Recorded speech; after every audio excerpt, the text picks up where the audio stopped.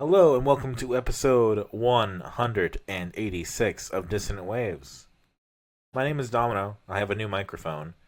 If you've listened to the last few episodes and noticed that my microphone was shitty, hopefully it's fixed now. We'll have to see how the edit turns out this time. Ritz and Tricks are here. Yes, we are. And around these parts, it is now Cram week. We are nearing the end of the year. It's time to get in all the last minute additions for consideration for album of the year, song of the year, EP, whatever. Yeah, this is our second last regular episode of Yes. the year, isn't it? Yeah, because we will be doing the end of year stuff, but I think we've had a couple times where we tried to do that as we've done albums, but over the past couple of years, I think we've had a little bit of sense come into ourselves and say that's not happening. I think, well, I mean, yeah, when there's something to cover that's important, I think it's worth doing, but that's only for special circumstances at this point. Mm. I would not suggest doing a full episode and then a ranking episode at the same time. Mm. Yeah. Especially since I'm basically at a point where I've got the basis of my lists written out for gigs. Not for gigs, sorry. I've got plans for gigs, but for EPs, albums, and songs, gigs will be done. I gotta probably tally all that, but that one's probably gonna be a lot easier to rank. To be honest, it's a lot less in contention than there is for songs. And around at this point of the year, it's not so much a case of what will throw everything into complete disarray, because it's already kind of as ordered as it is and it's already kind of structured. It's like what will just push things out of the lists, or what could make a surprise, or what doesn't stand a chance. And then we got nearly 7 contenders, I think it is, this week that we have for 2024. I think I got the number right. I could be wrong. I mean, of the 11 projects we have, only one of them is not a 2024 selection. Yes. Oh, I mean, I guess, yeah. I didn't consider the postcard nowhere either, because it's live, but that is technically a 2024 cycle. Yeah. I mean, yes. Yeah. That's it. We have 11 things to talk about. Oh, God. Why did we do this? Tricks, you picked Liz Phair's Exile and Guyville. Yes. As well as Sex Mex Goes to Hell, one of their latest EPs. Yes. I went the Lithuanian route, and I picked Kicked by a Hand, thanks to Friends of Friends, Dead Freddy's, The Devils in the Details, Many Worlds by Bosses, and their Cancer Moon single, of course. And separately from that, because I felt like it, the live album Live in Philly from Postcard Nowhere. Ritz then chose Amyl and the Sniffers Cartoon Darkness, Speed's Only One Mode, the split between Amends and Raised as Wolves, Aphrodisiac's Are They Staring at Me, and Carnivara's Fauna for the Flora. And All right, well, I believe we called our shot last week when we said we'd discuss the non-2024 selection first. Yeah. Yes, that is absolutely correct. So, Trix, please introduce the album. I've known about this album for a minute, but I've never listened to it. I got the idea to do it after seeing a Northern Lion clip of him saying that the whatchamacallit, what's her name? Chapel Roan is just kind of this generation's Liz Phair. And I kind of wanted to just see and put that to the test. See, there's a bit more. I actually watched that clip as well, because it's a classic Northern Lion clip. Yeah. And the specific comment that he made is Chapel Roan makes songs about getting eaten out, and Liz Phair makes songs about sucking cock. Yes. Okay, that is an important distinction to make, because I listened to this album and I'm like, why would they lie? Yeah, it is. It's not Not Chapel Roan. It's not Chapel Roan, but it's more so. It's in at least how the distinction is going to go on. And Northern Lion said, yeah, for Gen X, which wasn't ever going to be a full pop. It was more talking about, I guess, the themes, or the kind of out there sexuality to the album. And I feel like the whole overall vibe too he was trying to sell to.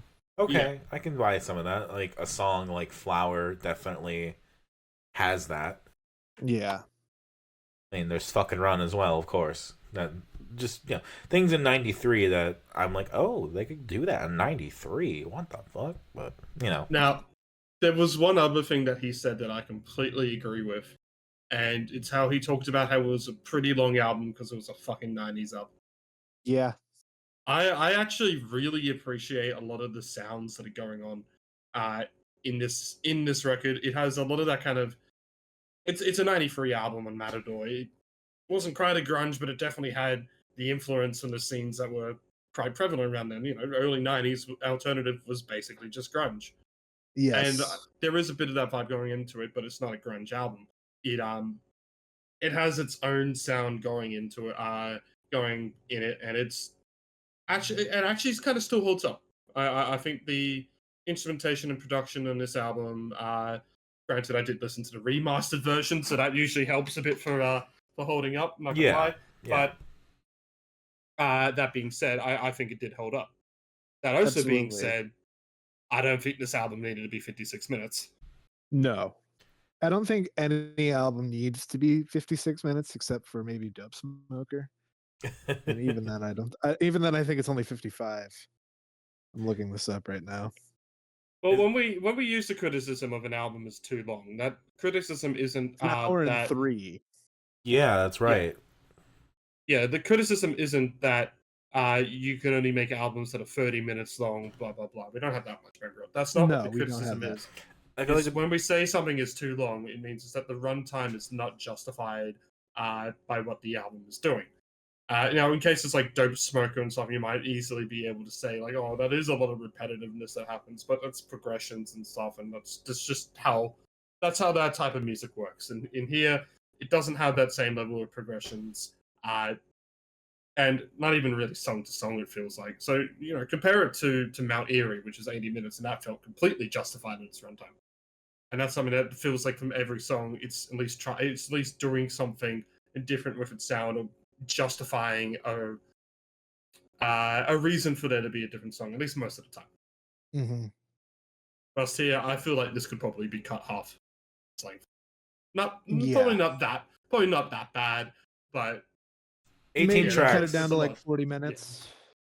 Cut it down to 14 songs even. Yeah. I think like 14 is a regular standard number as far as an album goes. Like it's like somewhere between 8 and 14. Yeah, it's a case of it's not always just like certain songs I would cut. It's just certain songs I feel like didn't justify their runtime either. Like there were definitely some songs in here that I feel like just completely killed the pacing of this album and then tried to pick up and just didn't fucking work. I think it was like Johnny Sunshine or something, or I think it was Johnny Sunshine. And kind of killed it. And then Gunshy tried to pick it up a bit again, but again, that didn't justify its runtime, and that was only a 3.5 minute song, so it's not like it was too long either. Plus, then the next two songs like felt completely different, like it was like it never slowed down, but it had, and the pacing was kind of ruined by that. When it's a debut, that's always something to consider too. Is like it's the first time they're doing it. They have a lot of songs in their repertoire they need to put out there. Yada yada yada. There's an abundance of messaging to get out. And there was a big thing in the 90s that it kind of feels like when you go back to a lot of albums, a lot of them are fucking bloated because I think the whole idea was just fill up the CD as much as you can. Yeah. Get as much as you can on the radio. It's double not like albums were the norm. It's not like that's really changed now. I mean, we all remember 2018 Scorpion. Yep. Sure, but not everyone's doing that. Like, the Of Montreal record was 30-some minutes. Yeah, it feels like in the indie scene, it's a lot less prevalent. But Kevin Martin's also done long albums and long songs on long albums. So I mean, it's the sign of trends. But I just wish there was an editor because I just feel like I don't know what to feel with some of these songs. I don't know what the vibe is until probably a number of songs in. Because, like, with certain artists, like, tricks to spoil something that we're talking about later on our own probably is the Poe album, Haunted. Yes. You listen to that, you kind of understand right away who Poe is and what she's got going on. Granted, that's her, like, second album, so that's something she's worked on. But there's a certain level of, like, the way she carries herself and the way she sings on the album. It's like, okay, I can get who this is. Liz Phair, I'm not really sure, just starting it out. Yeah, that's fair. It probably would have been better to pick her self-titled, I mean, what is that? Her but second, third album, something like that? it's like her fourth, I want to say, believe it or not. It's like it was 2003. Yeah, I'm looking at it now. That's also a 50-minute album. Yes. But I think her debut, Exile and Guyville, which we're covering, was a lot more highly received as a full album. And I couldn't tell you, having not listened to any of the other stuff. This is the first I've heard of Liz Phair. I don't know if she was popular in Australia back in the day, but definitely, if she was, didn't hold up to the time that I was alive. So a lot of this stuff just brand new to me, really. It's a name I heard of, and she's from Chicago, so you'd think I'd know her, but I only had heard of her. That said, it's one of those albums where Rolling Stone calls it one of the best albums of all time, one of the best albums of the 90s, and Pitchfork says the same thing, and it has that whole kind of clout associated with it. Here you go. You'd think I'd be better knowing Hottest 100 sets. I just checked it out of curiosity. By the way, when you search up Liz on the database, there are only 4 artists that pop up. The latest one is actually Eliza Rose, baddest of them all. Lizzo. Thin Lizzy. Nope. Oh. Damn. King Gizzard and the Lizard Wizard, and then Liz Phair. Makes Phair. sense about King Giz. Yeah. I'm surprised that no made Thin it once. Lizzy, though. Well, I don't think it ever made an all-time countdown, and then by the time they did regular countdowns, it wouldn't have. That's fair. Plus, I don't think it's it's a more alternative style, and Thin Lizzy's not really that alternative. Yeah. But Liz Phair did make a countdown in 1994 at 33, not with anything of this one, with Supernova of the next album. So there was a bit of bubbling in the Oz indie scene, at least for her. Oh god, I've seen that cover of Whip Smart so many times at the CD shop I used to work at. So you have heard of her. That's a very fucking 90s album art. Yeah, it is. Again, I've heard of her, but I think that's a CD that we probably priced out at like $1.99 after a while when it went on clearance because there's just so many copies. Yeah. It's worth noting at some point, if we want to do another like horrible albums roundup, Fun Style would actually really qualify for that. It is not good. I listened to it this week just for shits and giggles because I knew it was bad, but it is really bad. Let's see. It got a 51 out of 100 on Metacritic, which I think is really impressive because they rarely ever talk bad about an album like that. Mm-hmm. Yeah, it's. I mean, I always feel like the review scene, we'll call it, especially on Metacritic, you feel like it's really hard for anything that's at least got a budget or a good label behind it to ever get bad scores. That said, her music. Her self-title has a 40 on Metacritic. Okay. So, like, apparently the floor is low, but I struggle to believe things got that bad. Yeah. But I guess we'd have to take the journey to find out. Maybe sometime. I wish I'd known more of the context of Liz Phair to tell you what's good, what's bad. Well, I think Fun Style was a self-release. Yeah, it was her first one off of Capitol Records, so it's got an album art that says self-release for sure. Yeah. Apparently, like the original album art for this was supposed to be like an orgy of Barbies in the swimming pool. I've heard that. And apparently that just wasn't going to cut it with Matador. The other claim that I've seen that Liz Phair seems to apparently have said, it's according to Wikipedia, so it could all be fake, was that this was supposed to be a song-by-song response to a Rolling Stones album. I don't remember which one it fucking was, so give me 2 seconds. Exile on Main Street. Exile on Main Street, thank you. Exile in Guyville, Exile on Main Street, you can see the connection, perhaps. Yeah. Mm-hmm. And whilst it might not be, like, direct or something, apparently there is some influences kind of, I guess, out of hatred of the Rolling Stones, which is fair. The Rolling Stones peaked in 1968 with Sympathy for the Devil and have no reason to have ever existed since. Mick Jagger is no wait, Keith. It's either Keith Richards is just stealing time from everybody else. That's both of them. Yeah, it's both of them. How the fuck did we lose David Bowie but still have Keith Richards? Well, you see, the drug scene needs somebody to buy. What is happening? They found him. They found Keith Richards. And his fucking 20-year-old wife or whatever. I think that's Mick Jagger that's got a granddaughter older than his youngest daughter. I'm sure that's a thing.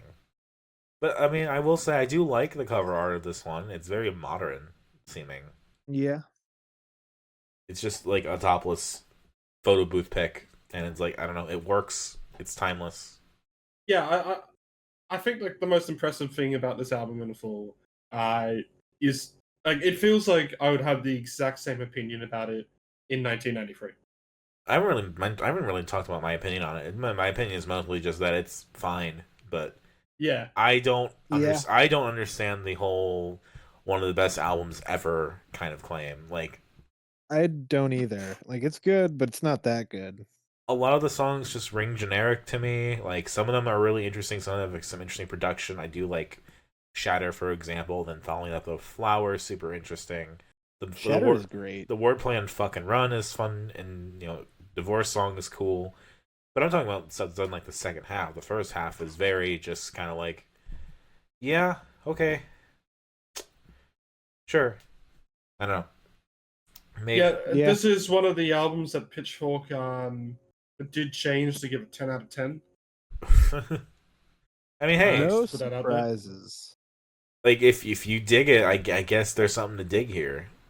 Again, I think this is one where if we were there in 1993 and absolutely loved the hell out of it, we would probably still be liking it now. I have a feeling back then I'd probably feel the same about it. Because it's not like it's just a case of like I'm thinking there's so much else like it, which is why I don't like it. I don't think this has been Seinfeld affected or anything. No. No. Like I said, I don't get a strong sense of personality from it. I don't know necessarily who Liz Phair is from this.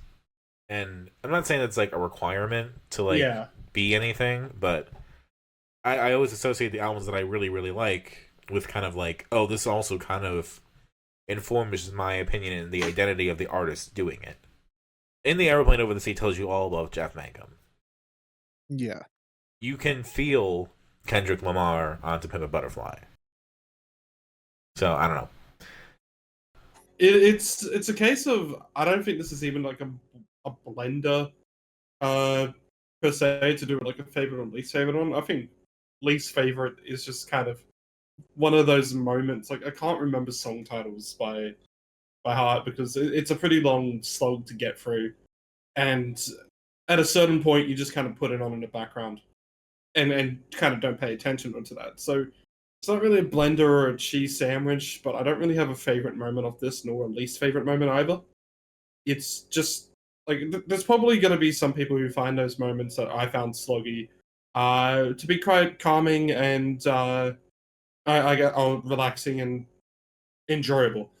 For me, I didn't. So yeah, I'm mixed on this record. Really, is how I'd put it. I think I lean more to positive, but I don't really have too much else positive to really say other than I just think it stands out on its own sound-wise at its best, which is still impressive of 1993. Yeah. Shakes, what do you think? It's an interesting debut. I'd be interested to look into more Liz Phair, but I don't see that happening anytime soon. I guess I'll give a particular shout out to the track Shatter. I quite like that. But there's good instrumentals all over it. It's a decent album. I like, Canary was interesting, Fucking Run, Divorce Song, Shatter, Flower. I think maybe Stratford on Guy is my favorite. I don't know. My least favorite's definitely... I do feel like the thesis of if you like Chapel Road, you'll probably enjoy this. I disagree with that thesis. Okay.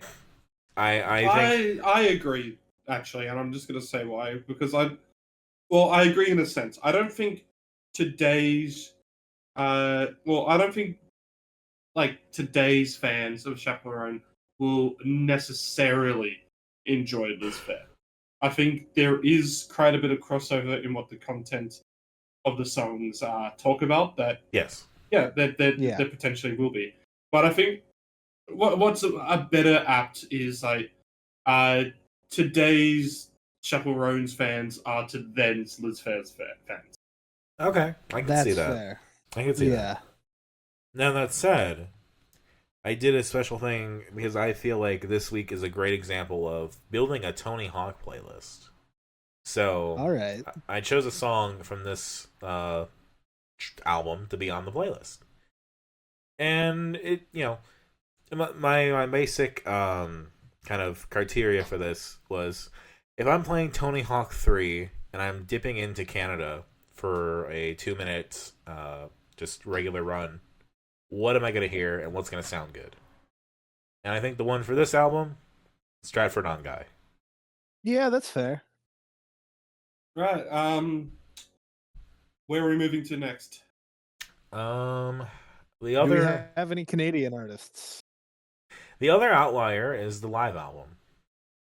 All right. So, Dominic, this is our first foray into Hate 56 officially. What does that mean? And that's who recorded the set. Oh, really? I didn't realize. Yeah.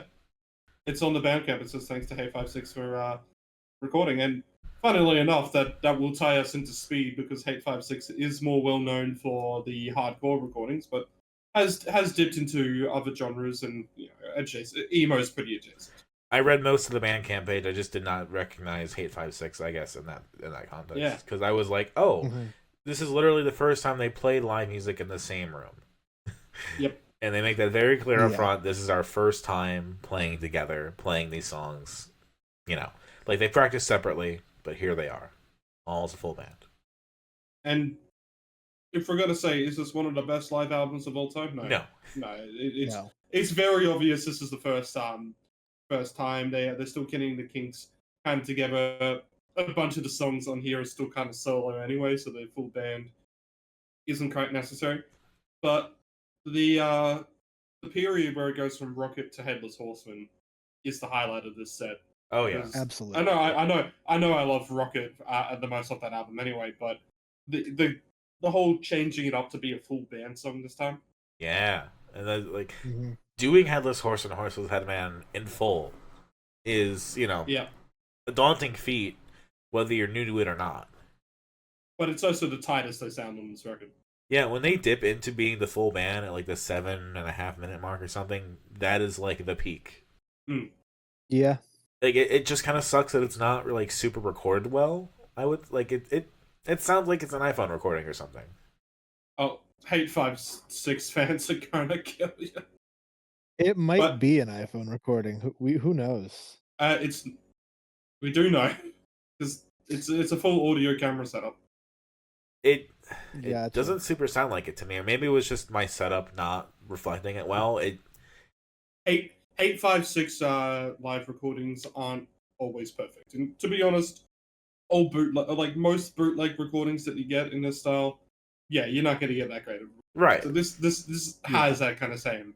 And I never expected it to be sterling quality either. Yeah.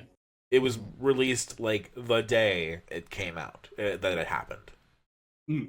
So there was no time for mixing and mastering and double checking whether or not like is this good or worth it in a sense. Like yes, it's worth it because it's marking a big moment, but like would you release this if there were other options? No. I mean the most comparable that we have to this quality, and 856 is usually a lot better video and audio wise, but it's still like out of what we covered, is when we did that Luca Brasi acoustic gig. Yeah. Because that's it's very similar way. It's just basically someone. So I think Sonny actually gets probably a lot more access at a lot of these venues as well, just because of basically his clout. A lot of the bands are just like, holy fuck, yeah, Hate 56 recording. and yeah, there's a bit better quality in the recording equipment, but it would still just basically be someone out in the field recording, Yeah. and that's going to explain why it is. In moments, some of the mixing goes a bit wrong. Some of that might not even be the recording. Some of that might have just been how it is on the live stage. It doesn't always go right. Yeah, absolutely. Like there are times when like the bass is super turned up or something like that. Yeah. I'm sure Trix is not complaining about that, but I'm not going to complain about more bass. but it's I think the interesting takeaway as far as the content itself is that B Lambert really just sounds like some person. Like their presence when they're talking and everything is very kind of that like shy kind of like low voice, like we're a postcard nowhere and we're gonna do some songs and yeah, like it's like that's welcome to most artists on stage. It's almost like a surfer dude kind of thing, but it's not. Like I've met people that speak in this specific cadence. I don't know how to describe it very well. Yeah, I know what you mean. I do too. And then like going to like the singing portion, it's like it's significant enough of a change. It's like okay, there is actual like craft and work that has gone into it, even if it's not like perfect sounding this time around.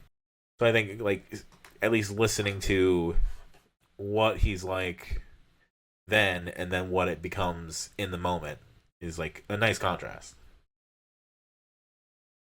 Yeah. I don't know if there's really too much to go into, but this is yeah, it's cool to see what was basically a project started up in COVID. Yeah. Yeah. Finally get a chance to do the full thing, even if it was a year ago. So I think they played a bunch of sets since, and I haven't seen him live because I'm not in America. I'd love to, but he hasn't come over here, so that's a bit on him. But yeah, we've heard live versions or recording, I guess, like the one takes recording the unmixed stuff, and a bunch of the other bonus stuff. So it was cool. This is like a little. It's really hard to kind of judge us with all the other albums that we've done this week, just because of how much of an outlier it feels. It's more just like a whole we're checking up on how someone's doing. Like it's not obviously not as like polished or produced as like some of the albums here are. Yeah. Yeah. It's more of a lead up into the fact that I'm going to do the actual album next week. Yeah. We fair. figured that was happening. Yeah. Favorite moment of this is the rocket to Headless Horse and Horses Headman. Yeah. Least favorite, if I really had to pick one, would probably be either like Tear You Apart or Again. I think they're just moments that didn't really stand up as well live, I guess, but that's also probably because, like, realistically, Miss sounds the exact same as it does studio, but I like Miss as a song, so I'm kind of happy. So I say at least favorite. It's not really at least favorite. It's just I have to pick, I guess. I mean, you picked both the songs that are on Ephemera and not Juvenalia, so. I like Juvenalia. Juvenalia is good. Oh, it's fantastic. I'm curious how Ephemera sounds. Apparently, it's more of a full band thing. Yeah, I've listened to it once. I need to like properly listen again. Yeah. What? Yes. Favorite, least favorite for you too? If you got a pick? I don't really have a pick. Fair. I like the Headless Horse and Horses Headman, like you said. Like that rocket and that together are just kind of like the best part of the whole performance. My least favorite's probably something like Pill or Again. Though I do like seeing how well the newer songs blend in with the old ones. I think that's fun. As far as Tony Hawk goes, in my reasoning for this, I'm not literally picking a song from this because they would never do a song that sounds like this on a Tony Hawk soundtrack. So I'm just picking Tear You Apart from Ephemera. We're gonna cheat and go forward a week. Oh, what a disaster!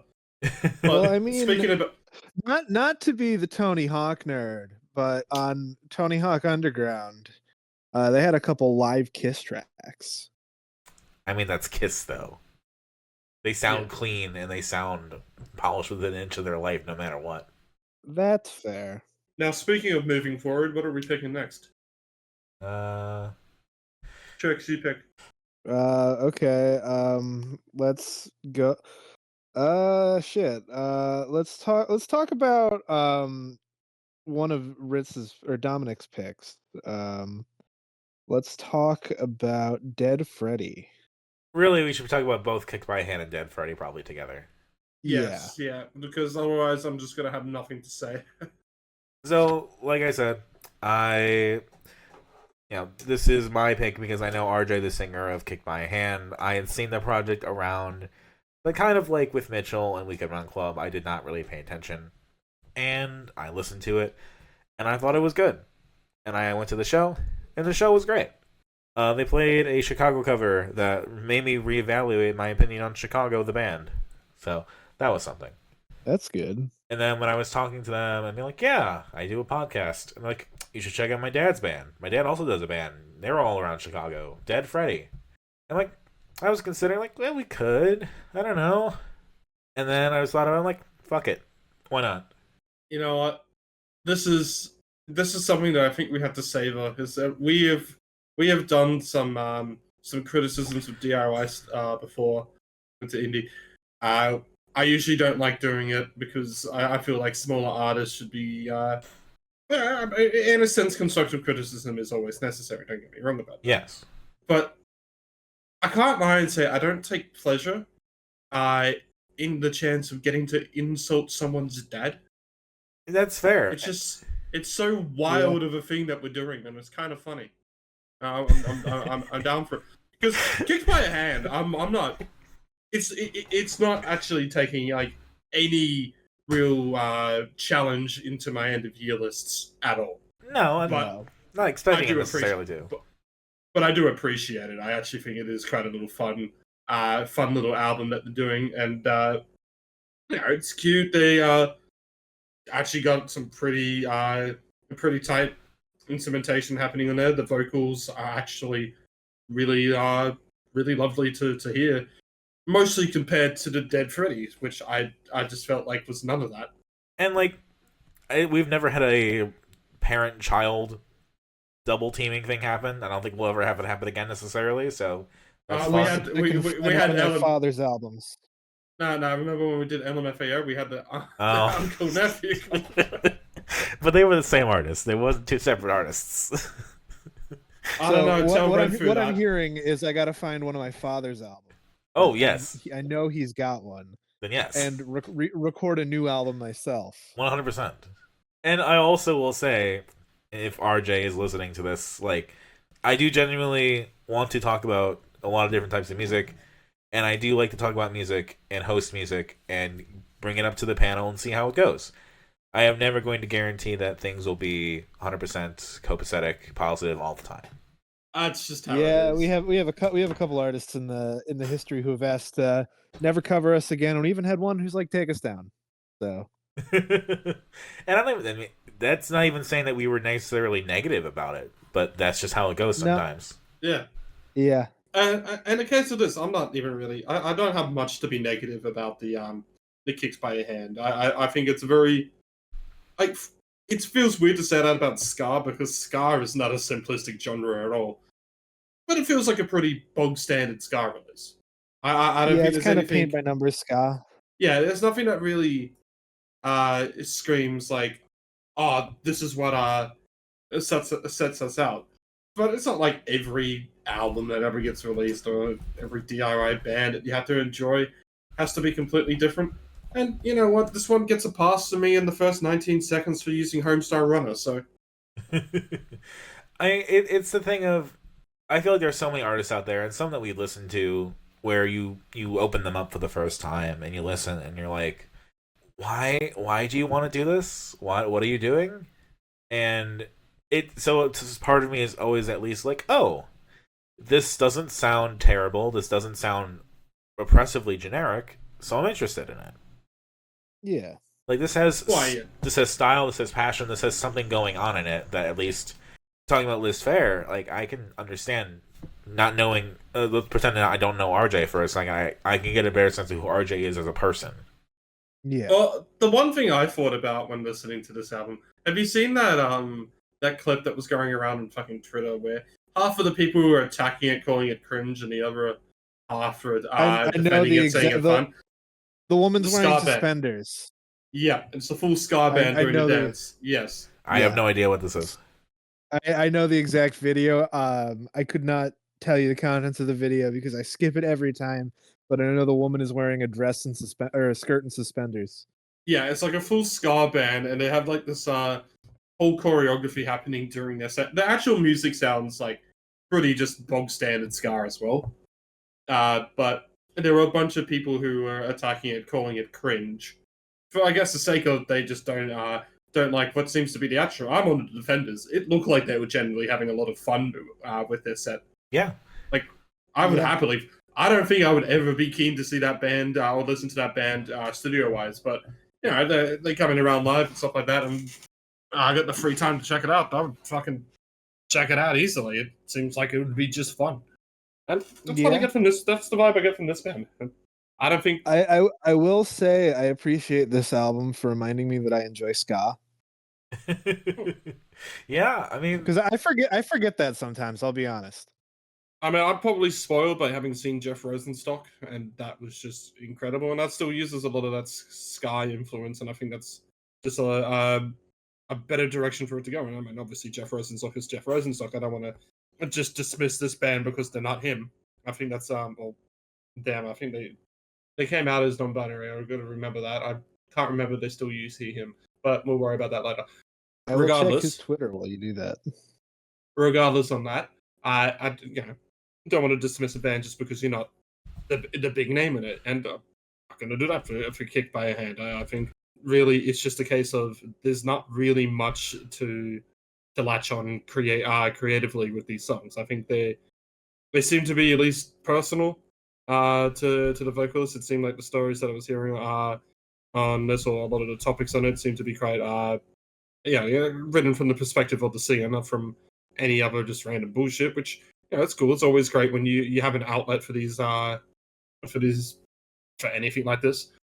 And the band, I know it's such just a fucking simple thing to say about a DIY artist, and it honestly makes me sick, kind of just saying this and then just like going like, oh yeah, that was a review, but it's how I feel. It's like they're just a competent band. Mm-hmm. Rosenstock uses he/him pronouns. Okay, cool. But I mean, it's the thing of like, I think this is totally fine. I really liked the live show. It was fun. They were having a good time. There was a horn section. A lot of things kind of came together to elevate the material beyond just simply being, oh, it sounds the same, which is in itself a feat. Yeah.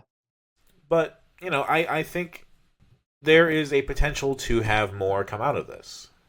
Well, the one thing I actually am going to give the biggest compliment out of all the albums that we technically, not the live album, out of all three, because we haven't really talked about Dead Freddie, but this will be kind of the demarcation point. Yes. Yeah. Out of all these three, Kicked by a Hand is the one that justifies its runtime. Yeah. Yeah. It's 22 minutes, short, gets you through all 10 tracks. Some of them are pretty short. A couple of them are instrumentals. Like, it does a lot. It does. Now, shall we flip the coin and you tell me about Dead Freddie and how you feel about it? It's just a fucking slog to get through. I'm sorry, but I tried pretty hard. I ended up skipping more than halfway through a couple of these songs because it felt too long. And I am someone who can really stand a lot of vocal stylings. I try to be incredibly open, but I couldn't get into his vocals. They took me out of this quite a lot. I didn't think they matched the instrumentation that was happening at all. There were a couple moments towards the end where it seemed like they were kind of just not trying to go so full. I don't want to say full of themselves. They weren't full of themselves. This album wasn't this overblown mess or anything like that. But it felt like they were trying a bit too hard to be a structured band when they weren't really. They like when the production on here, like when things just sounded a lot rougher. it sounded better because it sounded a lot more like actual music they wanted to make. Yeah. Whilst the rest of it just feels like they were trying very hard to be like, oh yes, we're a band, we're a proper band, we made a proper song, but it's like it's a DIY band. Just have fun with it. And when the songs that sounded like they were having a bit of fun with it sounded a lot better. Yeah. I think the album kind of gets off on the wrong foot because I think the first two tracks are too long. Superstar, New Injection, they're new long. They do a bad job of kind of representing what the album is. Mm-hmm. This is an album that maybe it's not a shocker to say that I pieced together that it's very 80s inspired. But like, I'm so used to being told that something is based on the 80s. Oh, the 80s were a big influence. And to not hear that finally and just be like, oh, that's definitely like a David Bowie thing. That's kind of like a Danny Elfman thing. That sounds like something else from the 80s, right? Hi, Manny. I'm going to say hi to him whenever I hear him screaming in the background. Up on the chair. I hope you know that. I'm on the chair. There we go. I can touch you from the chair. But yes, it's nice to make those connections because then it makes me able to kind of think of them on my own terms and how I kind of view using those influences. And it's like, I think the singing is very kind of a take on David Bowie. Kind of using that, I don't know what you would call it, that just tone of voice, that timbre of singing to create some kind of effect. Bowie. And like from what I have met of his, I don't remember his name, but what I've met of him, he doesn't sound like that normally, but that's just something he's doing. I have a little aside I've been like sitting on for a minute. I got kind of bored with this album and I was just kind of looking through their old their other releases just to see what else they had, and I got looking at their self-titled. And on the cover, if you guys want to know how big of a bass nerd I am, I can tell that that's a Geddy Lee jazz bass, signature jazz bass on the cover. I mean, you be the one to know. Yes, I'd love to get my hands on one of those made in Japan ones from the 90s, but they're pretty expensive these days, and I don't think that'll be happening. But I mean, I do like the cover, and because the cover feels like it's going for a very like Alan Wake type of vibe, which is at least interesting. I feel like that'd be something they would feature in like Alan Wake 3 or something. But I don't know. Once you get past the first two songs, and then you get to like some of the Lithuanian stuff, it just opens up a lot more, and it becomes fun. And like, this is not going to be on my favorites list by any means, but at the very least, I felt like at that point the album had a reason for being. That's fair. And on a completely unrelated news, I have just seen the worst fucking news I possibly could have seen. One of my favorite venues that I've gone to over this year has announced that it's got 5 more months of gigs, and then it's shutting down because they're being evicted at the end of the lease. Jeez. Oh no. Sucks. This was a really good DIY venue. It's gone. So rip to season 3. Who have you seen there? First band I saw there was Wednesday. They did a secret show over there, and I had a band called Plano Open, who's actually the owners of the people who were renting it out and running the space. And then my 100th gig, garage sale with Nike Soul, Swap Meet, and Hanoi Traffic was there as well. Wow. Bummer. So, I'm on the Bandcamp page for Dead Freddie. Yeah. The person that I met and talked to was the accordion and vocalist Donatas Ramanauskas. And from what the description says, they've been around in this core since 2013, but original group was founded in 1980. So I'm curious what that sounded like 40 years ago. Yeah.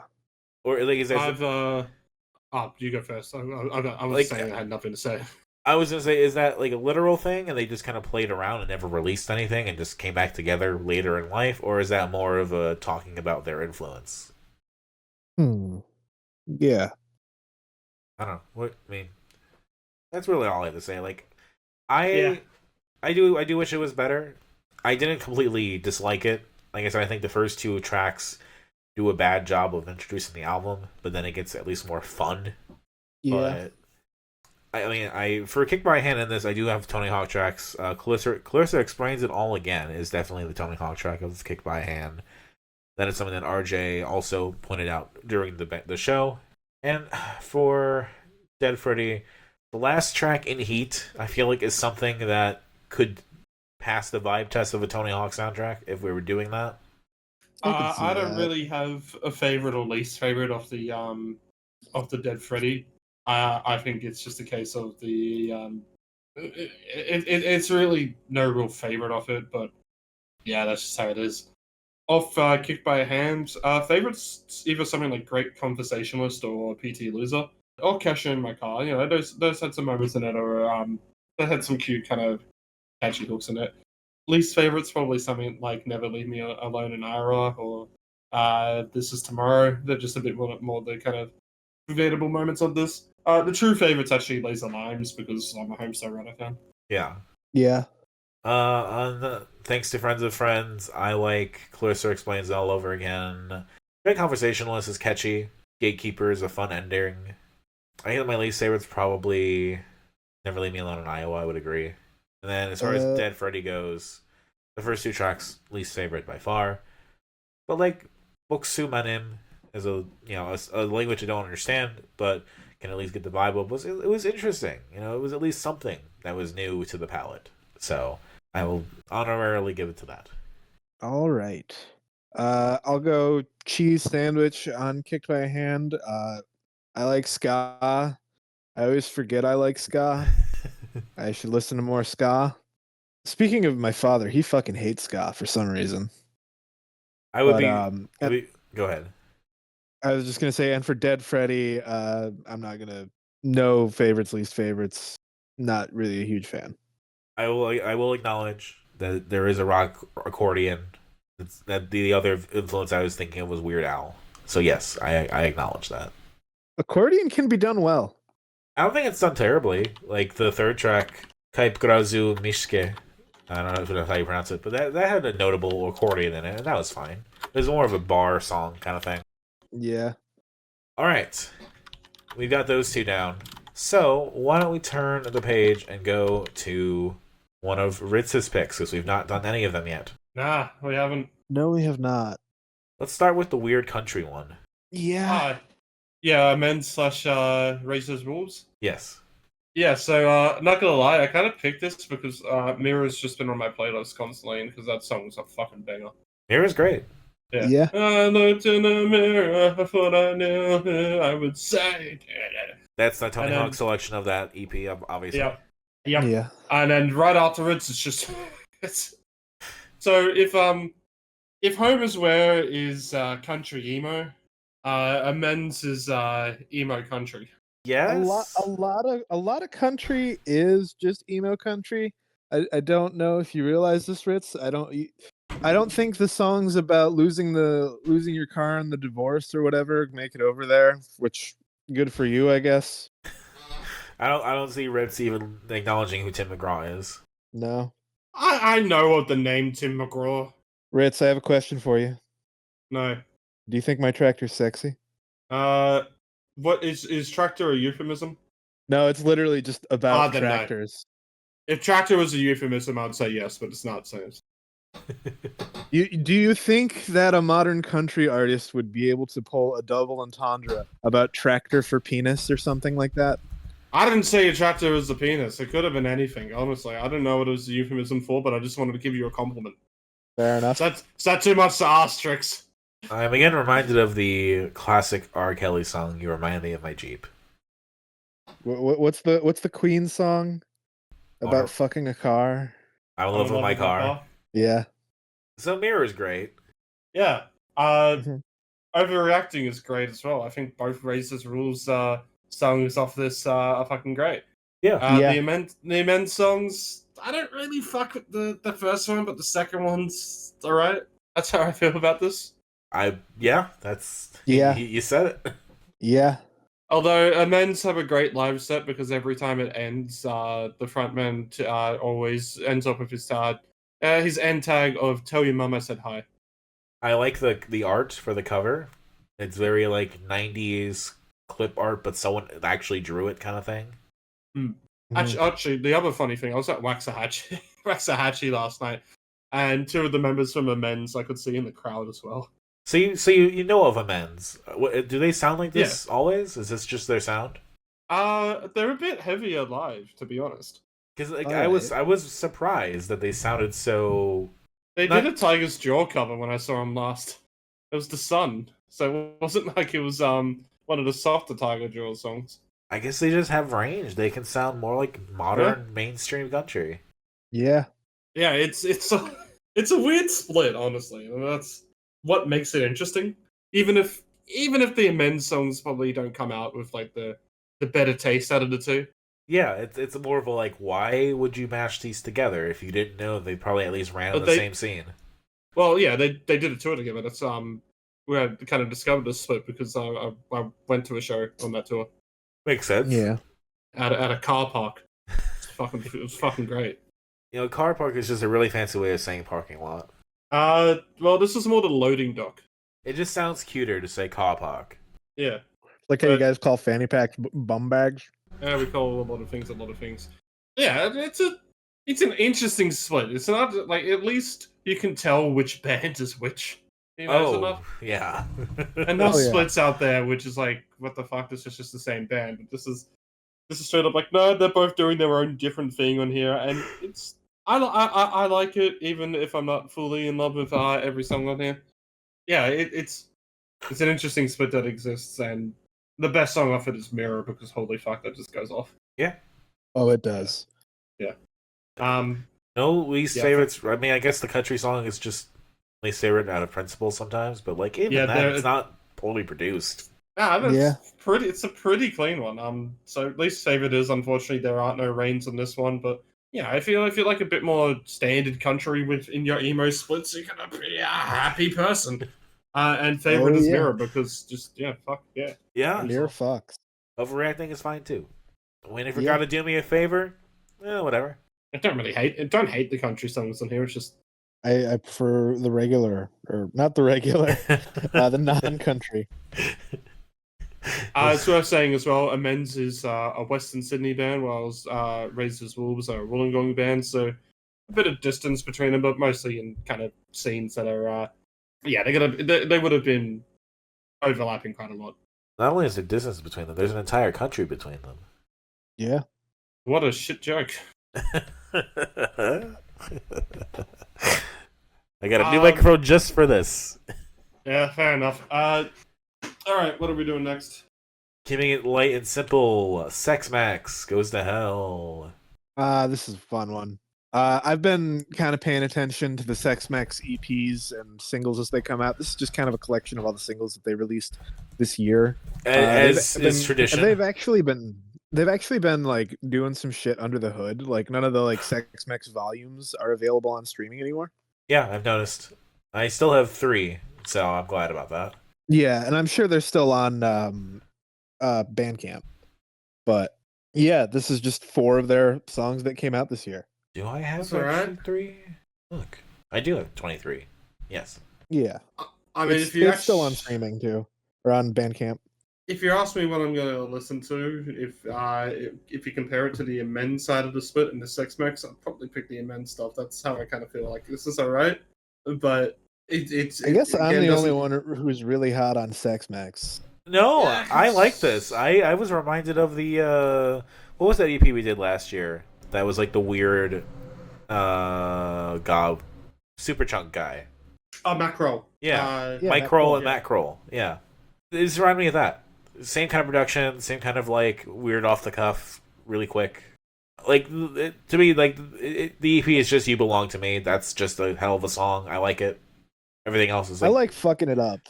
sure. I mean, Too Young has its moments, I guess. Yeah, Pretty Boy is also pretty good too. This whole thing is pretty good. But "You Belong to Me" is like the song for me here. Yeah, I really appreciate how they're just pop songs that are played through this fucking gross filter, pretty much. Yeah, and Like it's not pop punk; it's literally just like pop with a punk filter. yeah, it's just through kind of shittier guitars and shittier mics. Yeah, and it captures like raw emotion in a way too. Yeah, and again, I think the Matt Kroll stuff does really well compared to this. Like, it's better, but they're two, I don't know what the word is, two peas in a pod. 2 testicles and a scrotum. Sure. 2 birds of a feather, I think was the phrase I was originally going to say. You get 2 birds stoned at once. I don't really have anything other than to say that. Like I liked it, but I wasn't really in love with it. I do agree the production's interesting with this kind of lo-fi sound. It is familiar with the macro, but that macro one, I think it was cleaner in yeah, it was cleaner, but in the right ways, and allowed a lot more. Like, despite keeping its lo-fi sound, a lot of the instrumentation of it was allowed to still stand out. Whilst in this, everything's just a bit muddled together, and it's a cool vibe, but it doesn't mean just because it's a cool vibe that I think it's a great EP. Sure, it's not going to be like on my top list, but it's cool for what it is. Like, I didn't really think about Sex Mex after the first time we did it. Like, it was cool. Kind of like when Mike Kroll happened. I didn't really think about Mike Kroll until the second time we did Mike Kroll. So, the second time we do Sex Mex, I'm a little more interested. You know who really likes Sex Mex? Who? My mom. Really? I think you said this before. Yeah, I turned her onto it, and she's like, these guys are great. I love when you have that moment with your parents and you find something you like together. Oh, I send my mom punk recommendations all the time because she was into punk music in the 80s, and she's like, I like to know where the scene is, and so I just send her punk recommendations whenever I find a good one. Hell yeah. You Belong to Me is great. That's my favorite. Nothing is the least favorite. It's cool. I'm just gonna do cheese sandwich because it's not bad enough to be a blender. I like the whole thing. Okay. Let's talk about something a little more conversationally, because I feel like we're just kind of zipping through a couple of these. Yeah, well, they were quick ones. Like they were both like what? I think the Racist Wolves one was probably the longer one out of it by like 3 minutes. Probably. Yeah. Mm-hmm. Let's talk about only one mode. Is someone got a flute? No one. Okay. So we covered Game Called Speed EP. Yep. Back in the year when it came out. It went pretty fucking hard for a short EP. This is now their actual official debut album, and I guess its big challenge is, can it stand out in the scene of hardcore, which is always a great scene to see live, but studio-wise has definitely been plagued by a lot of similarity and repetition happening in there. We got albums like Turnstile, which broke out with having quite a unique they had quite a unique sound to the album, whilst still keeping a lot of its hardcore roots. Yeah. To the point which, whilst you could consider it post-hardcore, it was mostly still a hardcore album. Mm-hmm. So, does Speed really break that whole barrier that hardcore has had and truly put in their own sound? Yes and no. But the other question is, does this go off? And yes, it fucking does. It just goes off. Like, pan flute hardcore is just fucking funny. Just to hear that at the start and then it goes into the full fucking breakdown it's almost meme level, but it just works. They're doubling down on it. They're not trying to make it funny. They're just trying to make it fucking hit hard, and it does. It does. It does. This is an interesting one to consider for the Tony Hawk soundtrack stuff, because it's like I'm looking for the right track that just hits right away when you just start your session in Tony Hawk. And, whereas Sex Mex, You Belong to Me just popped out of me right away because it just seemed like the most complete song. This one was harder because it's like some of them would be really good, but then like the beginnings of them are a little more softer or a little more longer than it takes a minute to lead into things. But Kill Cap was easily the one in the end that was like, okay, this just goes from the jump. It's good throughout. It's good to skate to. Everything else around it is also great, but it's interesting in the ways that like it is a short album. It's like 20-some minutes long, but they also do take their time.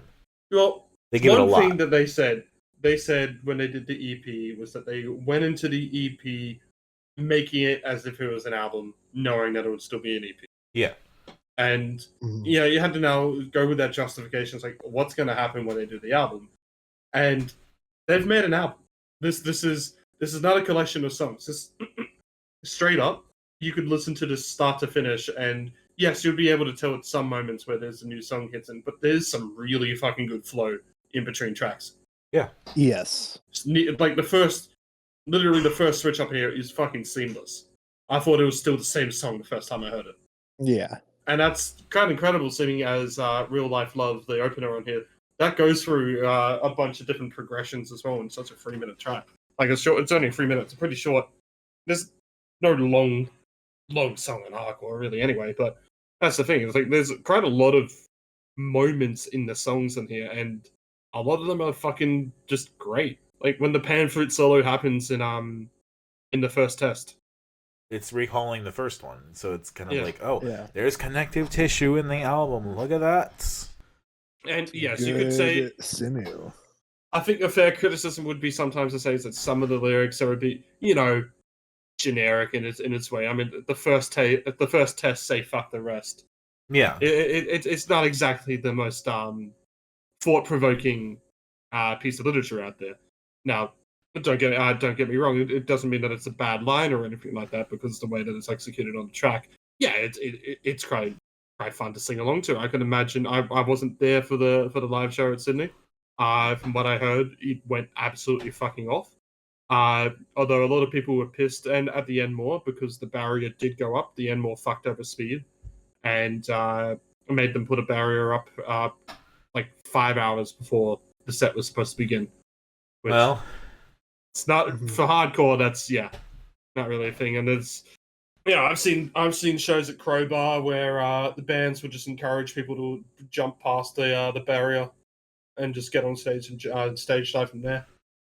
It's a band like this, the stage diving just happens, and I personally do not like stage diving. Like, I get it, but like, I just hate seeing it, because there are so many people that want to do it and want to feel special, and then they just get Dominic fucking stage diving at the first Dissonant Waves live show.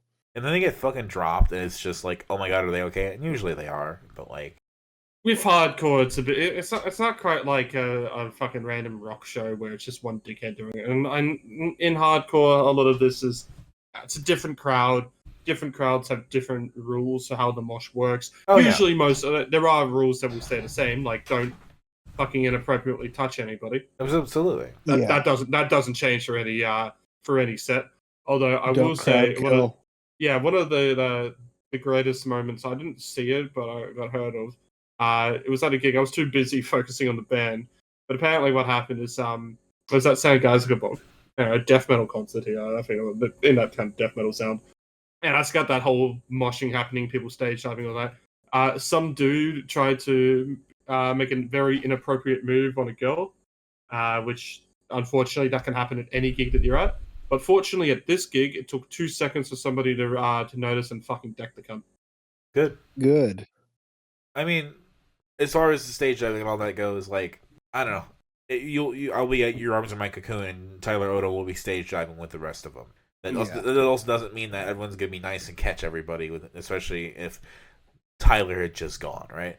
But then you also have the Afraid of Crushes concert that I went to later, where there were literally 4 people trying to open the pit up, and I'm like, this is not working. Yes, Blind Equation. Blind Equation's playing later, and then they started doing it during Blind Equation. It's like, it's still not happening. You're just knocking into me repeatedly. Okay, but I'm gonna have to explain the funniest moment out of all these is when I saw Beach Bunny last year, and she kept trying to get like a pit or a wall of death happening ahead of the show. It's like, you realize what type of music you are, sweetie? It's not happening. So the whole opens up for the wall of death, and it's just like, yeah, that was good. It's like everybody just walks back to the center. Yeah, I picture. It wasn't happening. It's pop rock. We're not fucking wall of deafening. Girl in Red keeps trying to do it. Joining a country folk band purely just to get a pit going during a fucking washboard solo. Fuck yeah. When I think about the song Oxygen by Beach Bunny, I just think about people stage diving right off in front of the singer. That's just what I picture. Weird. I think about autoerotic asphyxiation. Oh yeah.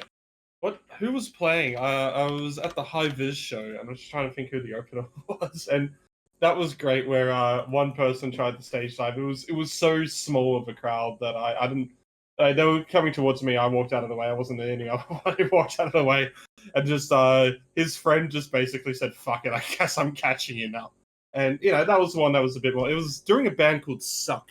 And Suck. that one had a lot of that gig had a lot of their attendees get a bit upset because they put up a bunch of signs right after that saying you cannot go on the stage, even though fucking every other fucking person in every single band, even Suck, the band that was on, were telling the staff it's okay. We allow this. I mean, that's the thing. That's the difference in consent. Yeah. That's just how it is. And yeah, it's not a very. I know we've gone off speed into a full talk about stage diving and stuff like that. There was that whole thing about consented moves and stuff at Trophy Eyes, where somebody said like the whole reason that she the attendee Bird, I think her name was, broke her neck was because of the singer doing the stage dive, which in a sense is true. It was an unfortunate accident that happened.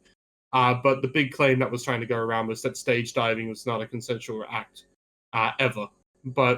And not to fully victim blame, but just to explain how these things can happen. It shows that bands like Trophy Eyes play, yes, they're not usually as heavy, but the history that they've come from, I mean, in the more history, they were like the earlier gigs.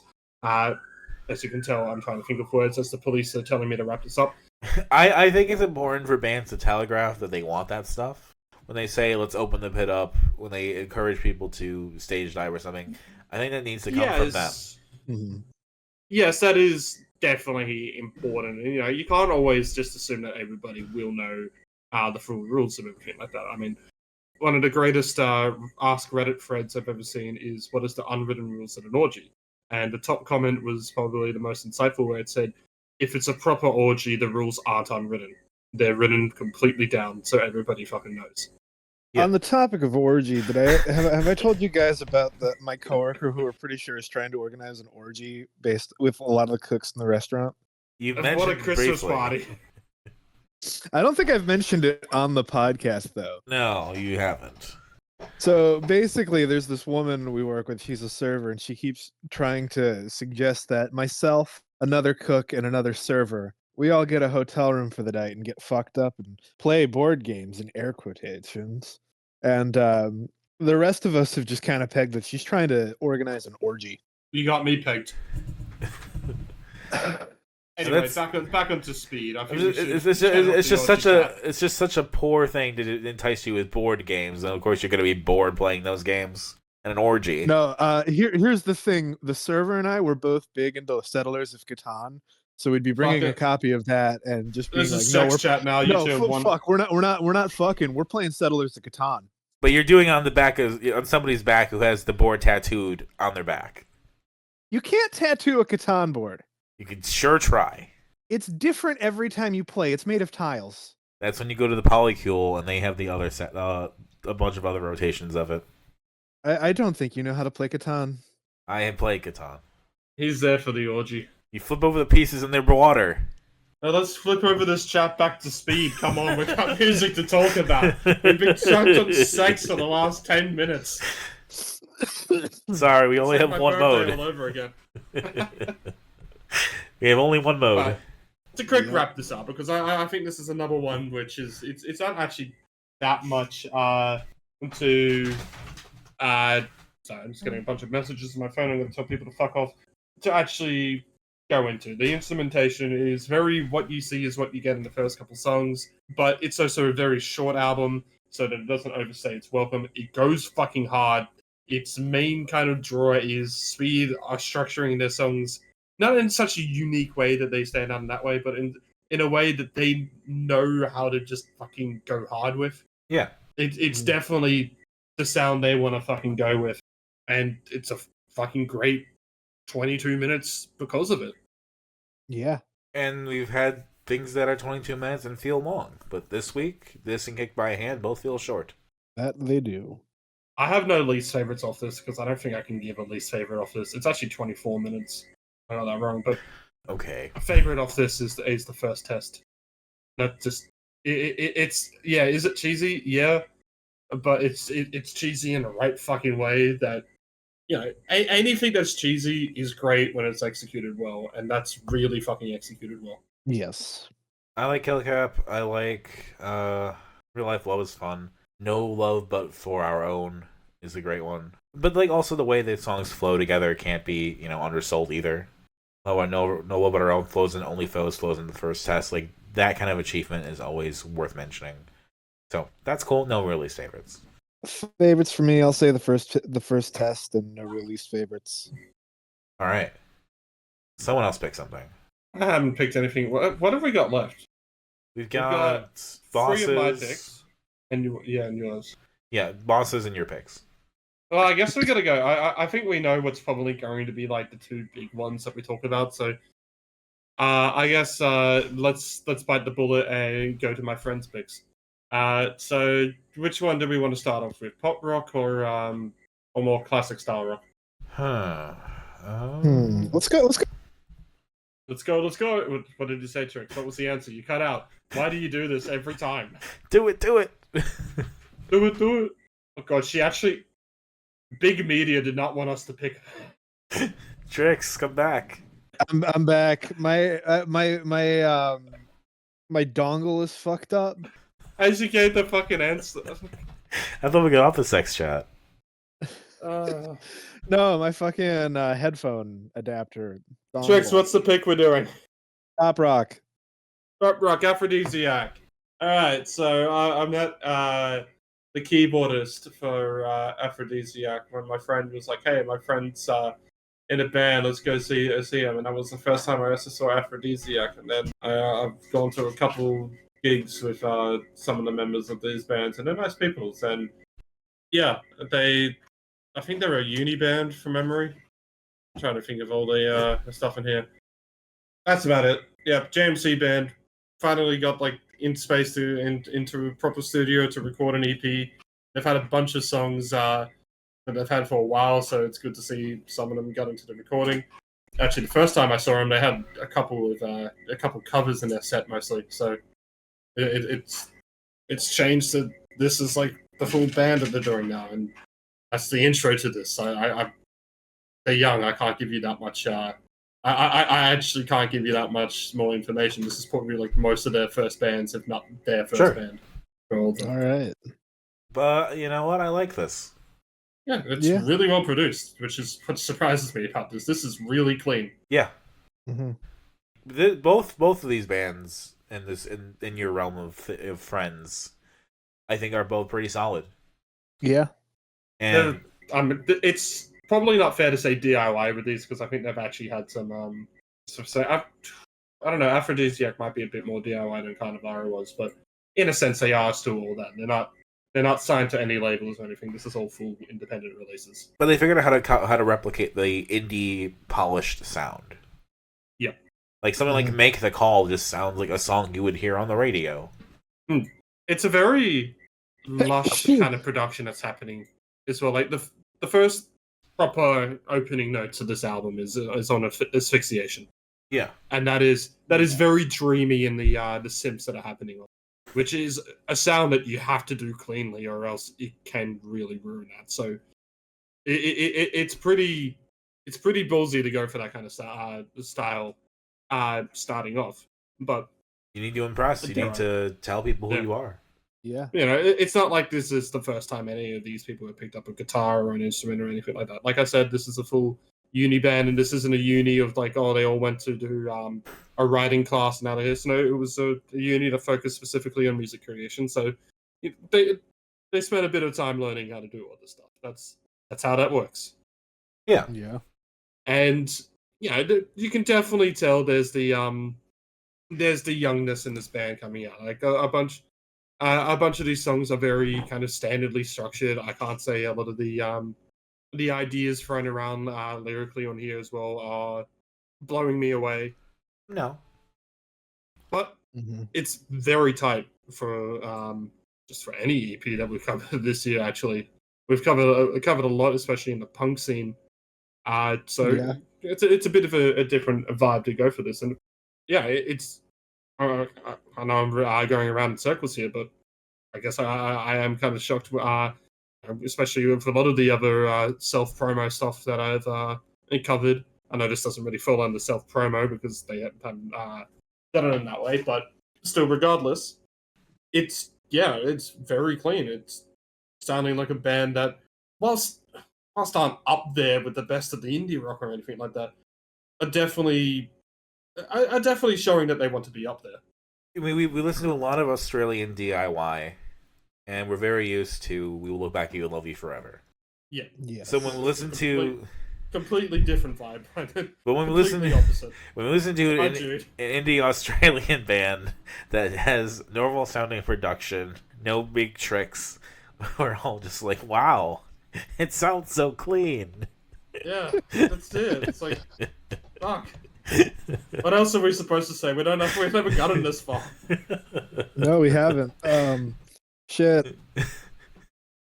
But there are also some pretty catchy moments on here as well. Like when you put aside the whole simplistic nature of it and just let the music be the music, I think you get some moments that are highlights, like asphyxiation. I forget the frontman's. I guess frontman's not really a term because I don't think any of them are frontman, but the vocalist's name. But he absolutely hits the fuck out of those notes on asphyxiation. Oh yeah. Mm-hmm. I don't think they would do them if that wasn't possible. Like again, it is so clean that they're doing things within the singer's realm of ability without straining. Yeah. I'm out of words, so maybe it's because we've been recording for an hour and a half. I was impressed that you had such well together, accomplished friends in the music scene that you had not shared them with us yet. Well, they only released the EP this year. That's very true. That's on them. In fact, I've known this podcast longer than I've known them. So I'm looking at both bands. This would be a great band for me to do like a dive into to see if I could dig up any like internet information. The only other thing I can tell you is that Ben from the band does his own side project as well under his name, Ben Harris, and that uses members of Aphrodisiac in there as well. So it's basically just Aphrodisiac without the actual main singer of Aphrodisiac. I've looked. It's not just that; there is solo work on there as well. But they have a Facebook page. Yep. There you go. I was the second listen on a couple of these songs. Oh, so I'm a terrible friend because I've missed them like 6 times. Asphyxiation. Asphyxiation has over 5,500 plays on Spotify, so that's something. Yeah. 16 plays on YouTube Music. Hell yeah. 729 monthly listeners. 1 subscriber. We'll make it 2. Coalescing from the furthest reaches of Sydney, Aphrodisiac had burst onto the city streets with a unique contribution to the indie rock scene. With musical backgrounds also spanning far and wide, the quintet draws from pop, jazz, and metal to form an explosive combination of punchy riffs, laid-back grooves, and larger-than-life choruses. Having begun somewhere in between Lime Cordiale and Catfish and the Bottlemen, Aphrodisiac's use of unexpected flavors has led to a familiar yet innovative take on indie music. Hell yeah. Most of their listeners are based in Helsinki. Let's go. Sweden. Finland. Fuck. They all have similar flags. Again, this isn't an EP that's going to be challenging my top 10 or anything like that. I think, when I be realistic, there has been a lot of other stuff this year that I just enjoy a lot more. But, good debut. Yeah. Yeah. It's always a risk when you pick your friend's stuff, and the worst this could have been as bad, and it's far from it. The actual more scared that I was going to be was that this was mediocre. And I guess the other scared that I was, which just turned out to be, is that there's not really that much to talk about to it, because it's very, very similar in its kind of structure after the first song. I guess Built In is their first real take of doing an outro. Sure. Mm-hmm. I mean, it's worth having them on the radar. You know, whenever we release the Dissonant Waves map of how all these bands connect together, they are, for the most part, still unique bubbles that have not tied into the larger scene yet, except for the part where you know them. Now, we've still got a bit to cover here, so favorites, least favorites. Favorites for me is Asphyxiation and Built In. Least favorites are probably something like Exile. I like Asphyxiation and Broken Phone. No real least favorites. Asphyxiation is my favorite, no real least favorite. Alright, so next one on my list. Carnivara. Carnivara. I like this, but I'm sorry. I'm just sorry to say this, but every time I listen to Sedate Me, I'm just like, this is the vocal structure, the way the verse goes. It reminds me too much of Blue Monday. Yes. Yeah. Also, it just sounds like So Date Me. And I feel like there are better ways to get a date than pretending you're saying Sedate Me. It was the lead single off this, and that was the one that it made me kind of fear it a bit because it's my least favorite off it is Sedate Me. I think it's not showing off their or it's not showing off their potential like the other songs are. Sure. Yes, they definitely are still a young band that's definitely wearing their inspirations on their sleeve. But I think the other ones, at least it's some kind of signs of what's the word I'm trying to use here on it. I want to use the word originality because it feels like Sedate Me does feel like somehow their least original song. I mean, if we want to talk about, stuff like that, going back to Kick by Hand, Clarissa Explains It All sounds kind of like fucking Hey There Delilah. Yeah, Which I song, can see sorry? that. Clarissa Explains It All again. Yeah. But But it doesn't feel as... yes, No, obviously no, Sedate Me does have very much that Blue Monday feel. Yeah. Yeah. No, it's not like the whole song is just Blue Monday again, but it's not just that. It also feels like it should hit a lot harder, but its production doesn't get that instrumentation to really properly pop out like it should on it as well. I think I just think it's the song off here that I feel I guess the least interested in, which the actual single that they pushed out after this, Back Pain, I think probably should have replaced Sedate Me. I think Back Pain was a lot more interesting on here. Yes, I know Sedate Me's like got the kind of whole closer to the EP vibes going on it, but it's a young EP. It's you don't need to always have everything work like a proper structure. Sure. That being said, if we go to the other side, Zero is my favorite off this because that's a moment where I feel like everything does hit on here, and like that whole like ending to the choruses that happen to here where you're letting out the loud belting notes in there as well. They're hitting pretty hard in there, and that's just a much better, cleaner sounding song. I say cleaner, but it's not like Aphrodisiac cleaner. It's more so like everything's just popping out. Again, Zero sounds lot like better. a radio song. It sounds like a song you would just hear. In a sense, Yeah. yes. I don't think there's any song in here in which I would go. It doesn't sound like it wasn't made for some sort of radio.